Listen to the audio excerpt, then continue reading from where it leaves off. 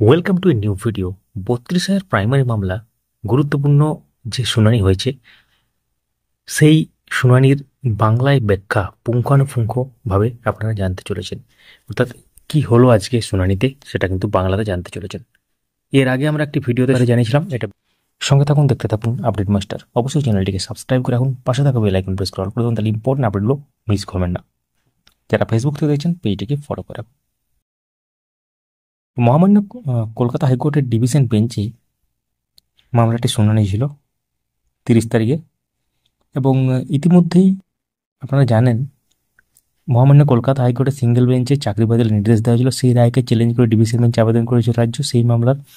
তারপর সেটাকে সুপ্রিম কোর্টে গিয়েছিল। সুপ্রিম কোর্টে যাওয়ার পর সেখান থেকে মহামান্য সুপ্রিম কোর্ট থেকে মহামান্য ডিভিশন বেঞ্চে সেটাকে পাঠানো হয় দ্রুত নিষ্পত্তির জন্য, এবং সেই শুনানি পর্ব চলছে। মোটামুটি ধরুন 10টা শুনানি হয়েছে।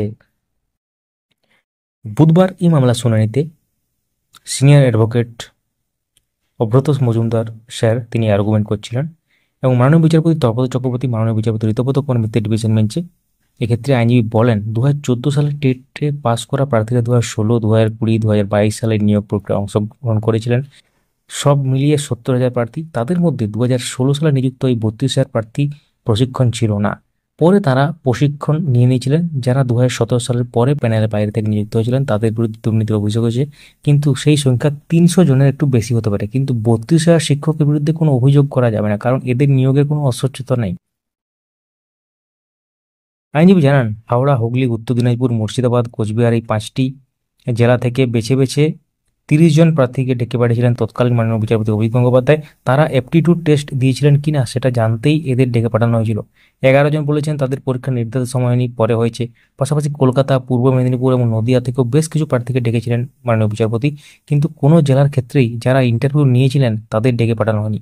এভাবে বেছে বেছে প্রার্থীদের ডাকা সন্দেহজনক বলে মনে করছেন আইনজীবী।